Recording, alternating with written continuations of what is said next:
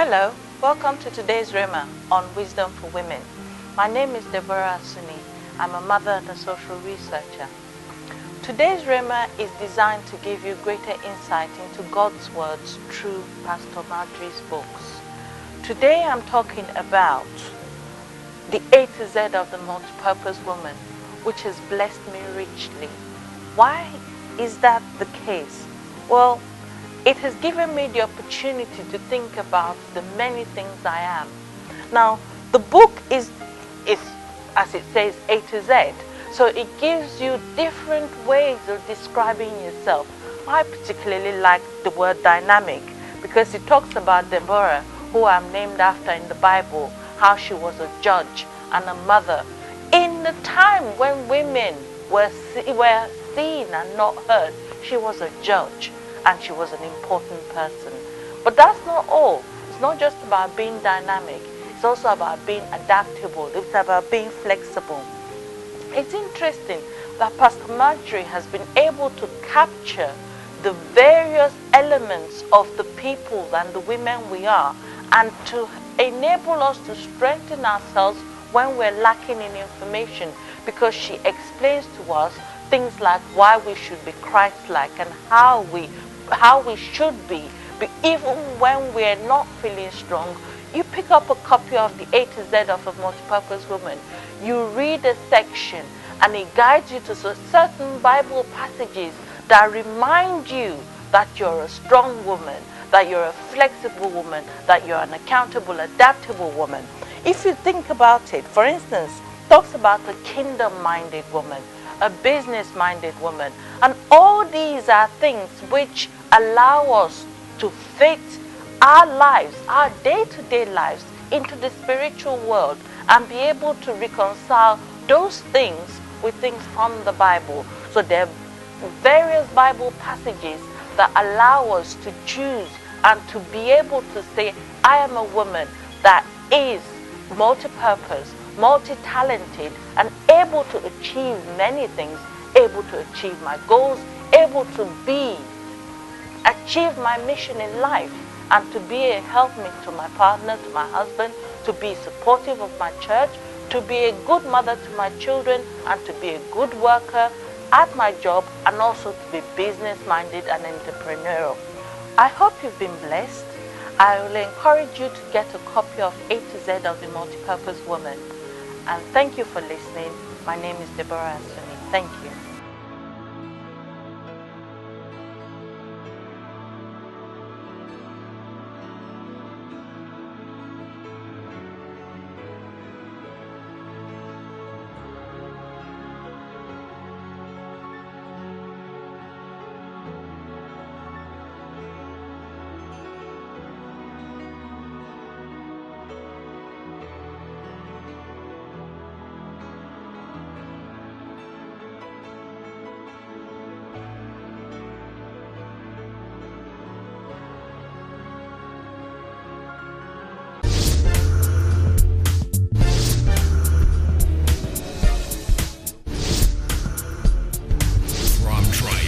Church International comes a dynamic women's ministry committed to 21st century mentoring, impartation, yoke destroying, and healing of hearts, bringing complete restoration and transformation in the lives of women from every nation, tongue, tribe, race, and culture.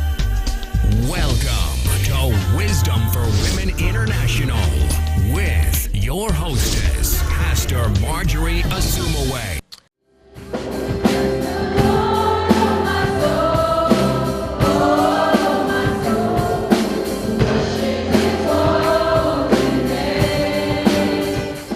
When I first got married, can I share this as well? You know, we keep good secrets here, so we can talk.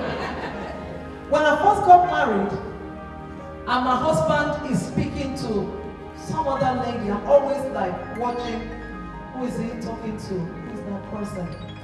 And I go to him and I'm like, I don't think you should talk to that person, it's dangerous.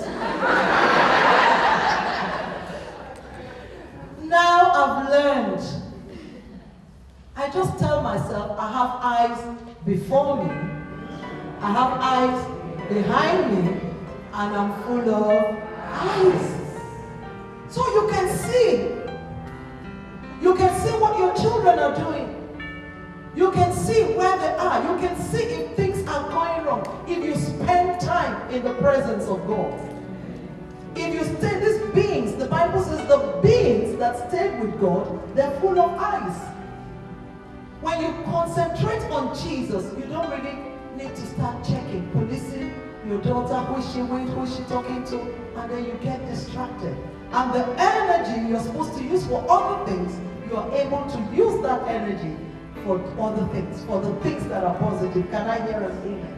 Yeah. The next thing I want to talk about that distracts women from Jesus is what people are saying. What do they think about me? The sister sitting next to you thinks you're talking about her. And you think she's talking about you. I think I said it last year when I first became a pastor's wife. I used to think my church members were talking about me. I look at them and I think, they're talking about me.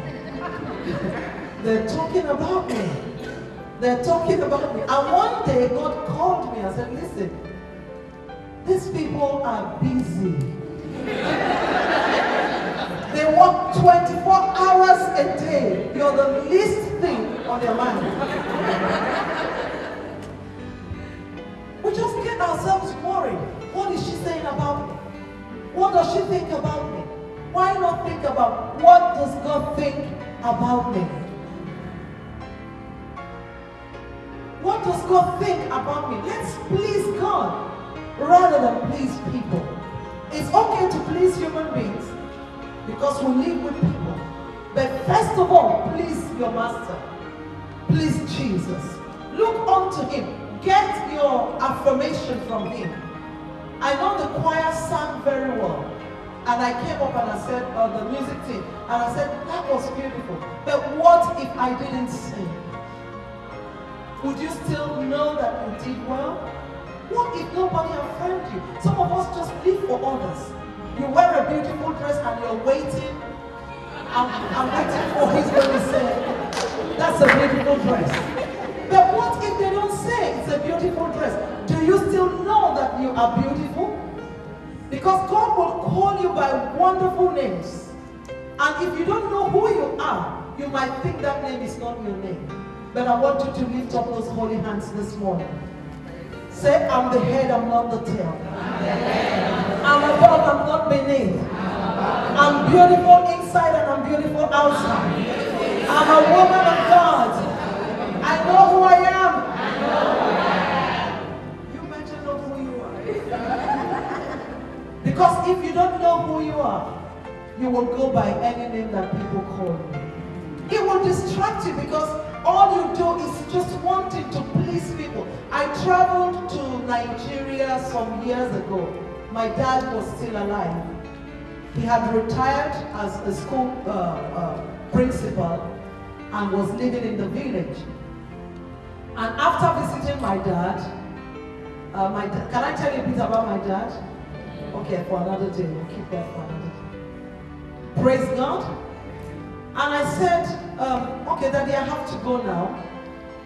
Can you see me off, please, to where I get transport? Because we travel by boat to where I come from. We could go by road, but we can also come by boat. So it's like going from here to the dining, slightly beyond the dining. And my dad said, I'm going to drive my car. I'll drive you from here to that place. And I'm thinking, but it's just 2 or 3 minutes walk. And my father pulled me to the corner and said, my daughter, you don't know this village. If I don't use my car for one day, everybody's going to ask me as we walk, Mr. Amakri, what happened to your car? And he said, to avoid that, let's just drive. 20% of the people you talk to about your problems really don't care about that problem. Can I tell you the truth?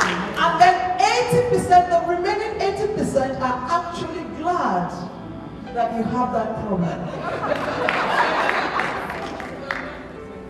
Learn to know who you are in God. If God tells you you're beautiful, yes you are. I don't care what anybody else says.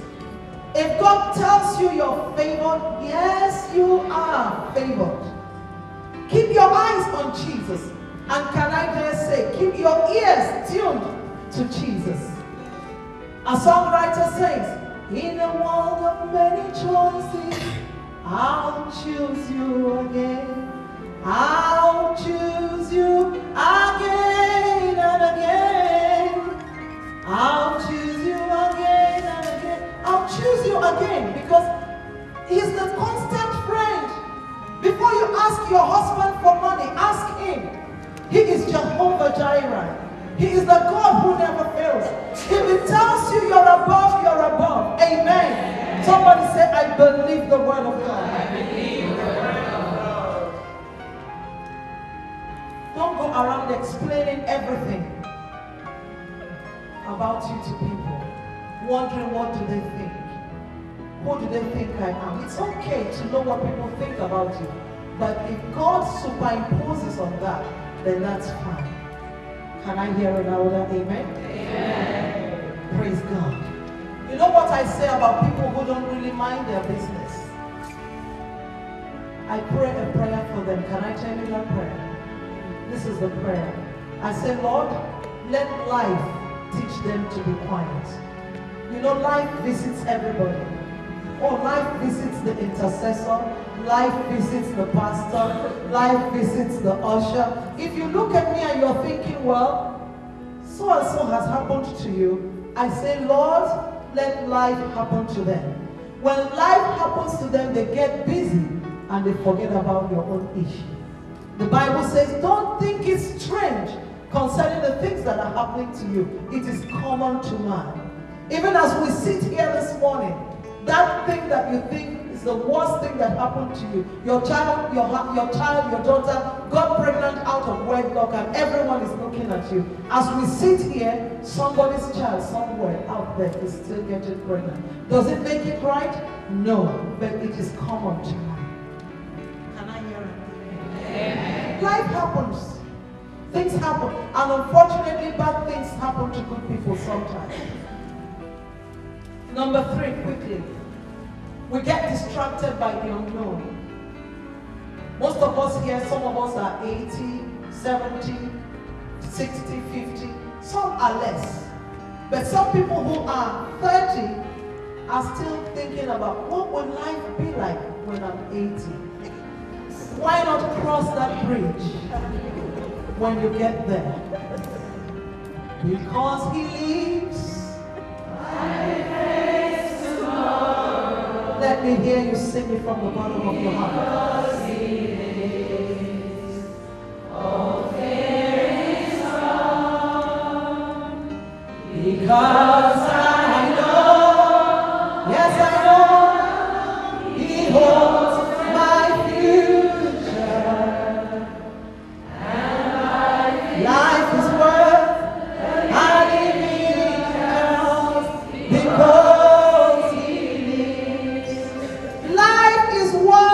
living because because Jesus lives. He holds your future in His hands. He holds the future in His hands. Amen. And there's no reason for you to be afraid of the future. I don't know if I said this last year, but I'll repeat it. When I was growing up, praise the Lord. When I was growing up, you know, in the daytime, you put on a dress, and at night, my mom says, have your bath, take your dress off, and then you hang it somewhere. And then you switch off the light and wake up at some point at night and you look at that dress. I don't know if it happened to anybody here, but it used to happen to me. When I wake up and I look at that shirt, it looks like sometimes maybe somebody's hand. It looks like someone, it looks like something else other than a dress. And when you go up and you switch on the light, you find out, oh, it was just the shirt that I hung up during the day. Has that happened to anybody else? You see, the things we fear are really nothing. That's why the preachers always say, fear is what? F-E-A-R is what? False evidence, what? Appearing real. It's not real. It's not real. If God took you through 50 years, 30 years, He can do it again and again and again. The God we serve has a track record. He has solved problems like yours, issues like yours for decades. You know, when you're in the office and they bring a job to you, the first thing you look at is, have I done this before? Once you can check that you've done it before, what do you say to yourself? Oh, I've done that before, I can do it again. God has been dealing with issues like yours, and your case is not going to make him a failure. The Lord will show up at the right time. Just keep your eyes and keep your focus on him. The Lord we serve, he's got a track record. Can you lift up that hand and say, I serve a God who has a track record? He's done it before. He's paid mortgages before. He's healed marriages before. He's brought children who were in prison out of prison. He's done marvelously. He's healed the sick. He's done it before. And he will do it again and again and again and again. Keep your eyes on Jesus. Take your eyes off the report of the doctors. Today you don't really need any prophet to tell you that we're in the end time. When you watch some Christian television, you just know that we're in the end times. You can find a man almost 350 feet big, and he sits there on the TV, send me your offering. We're going into 50 days, 100 days fasting. And this is my story to you. Shine your eyes. If that man fasts 100 days a year, he would not be as big as that. And many of us are carried away. You go to a church where they preach the word of God. People no longer want to listen. People no longer want to discipline themselves and sit in the presence of God to study the Bible. It has not changed. I don't like a gospel that is complicated. I like it simple. Praise God. Read your Bible, pray every day if you want to grow. If you want to stand fast in this day and age, read your Bible. Pray every day. I don't care if you do it for 10 minutes, if you do it for 1 hour, if you do it for 10 hours. My care is, are you consistent? Praise God. If you are consistent, hallelujah, God will meet you where you are. Can I hear the loudest amen? We need to go back again to the word of God. There are so many distractions. A lot of things are distracting us. And a woman of God, a man of God, and that's who you are. Praise the Lord. Every one of us has a calling upon our lives, and we cannot just sit down and watch the world go by. Praise God. God gave the word, and great was the company of women that published it. We're not looking for pulpits. You see, some women are calling out, oh, should we be bishops? Should women be bishops? Should women be pastors? Should women? Thank God for all that argument. But this is my case. If you find a group of drug addicts and you minister to them, listen to me. By the time you're done, you don't need nobody to lay hands on you. They will begin to call you a pastor. It's not about positions. It's about going out to be a witness for Jesus Christ. And the world out there is waiting for you. Amen. There is somebody who would not get saved except you take that place. Amen. And you don't have to, another secret quickly. You don't need to know it all. Can I tell you, last year before I got here, should I tell you the battles I had? The enemy was like, it's a secret, I won't tell you. When you get to Tamworth, they won't understand you, your accent. You have an accent. Is it going to be true? Yeah. You see, when I get to the pulpit, I like to be real, because the gospel is real. It's not complicated. And sometimes we think, some of you think you're the only one fighting something. Even as pastors, the devil, they won't understand a word of what you're saying. Just don't waste your time. Call Sister Kuda and tell her you're not coming. That's what But here I am a second time. So every year we go to Holland. We go to the red light districts. We'll go to the red light district. Somebody just laughed. Listen to this. You see, when God told me to go to the red light district, I didn't know what it was. I just thought, okay, when you go to such places, in the morning, we were going to go around 11. In the morning, you know, I thought that they would be on break because things like that happen at night. So we dressed up and took Bible tracts, took books, traveled from London to Den Haag. And when we got to this road, the lady who took us said, "Oh, Pastor, this is the place." And then we started walking down. And I was amazed. I was looking at women. Has anyone been there? Or does anyone know what it's like? And we were just walking, and I told my girls that went with me, I said, I know God sent us here, but there's no way on earth I'm going to go there. And so I moved away. I'm telling you the truth. If God can use me, He can use you. I walked away from it, and then my girls, about 5 of them, I don't think any of them is here, about 5 of them grabbed me and said, "Pastor, you told us that God told you." I said, "Yes, I know God told me. But there is no way on earth I'm going to go. I can't. And for 1 hour, these girls held me down. You see, when you have all kinds of people in your team, you need to praise God. And one of them told me, "Pastor Marge, I've been there with my husband to come and view."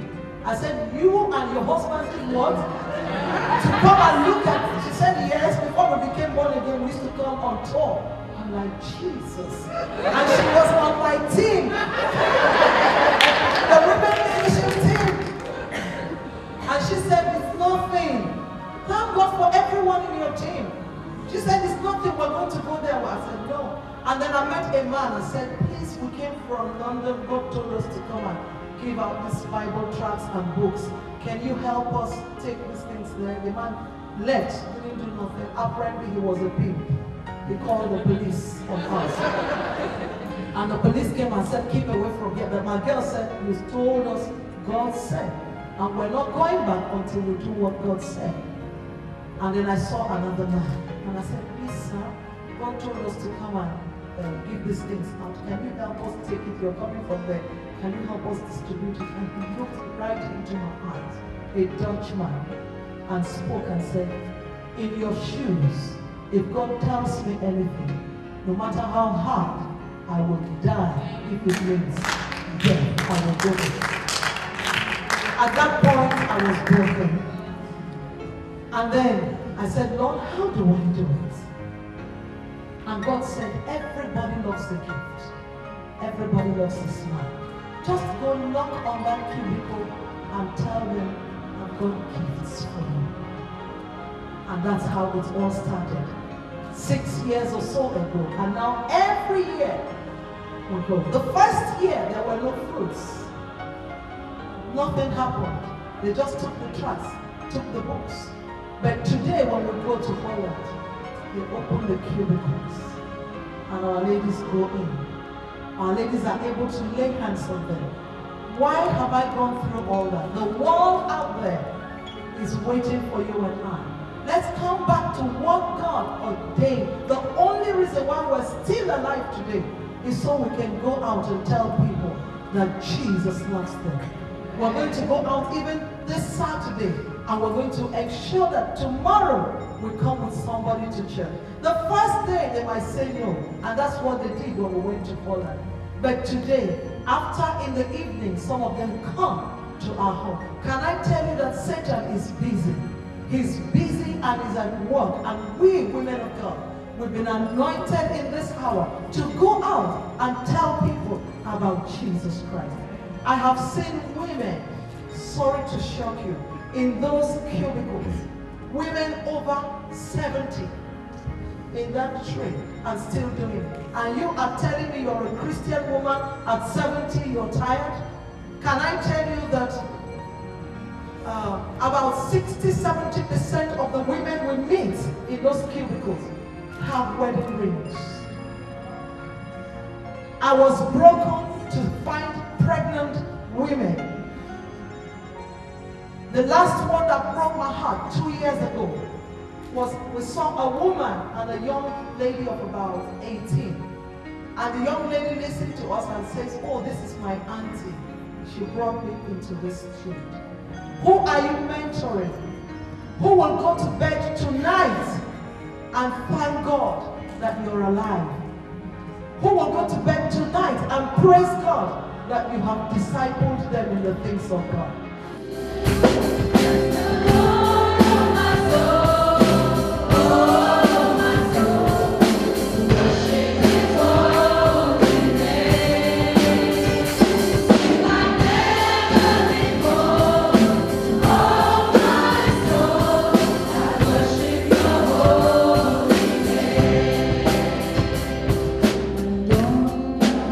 Thank you for tuning in to Wisdom for Women. If this message has been a blessing to you, Pastor Marjorie would like to hear from you. Please call 0208-800-6001 or email us at admin@wisdomforwomeninternational.org. Please visit our website for more details and other useful resources. God richly bless you.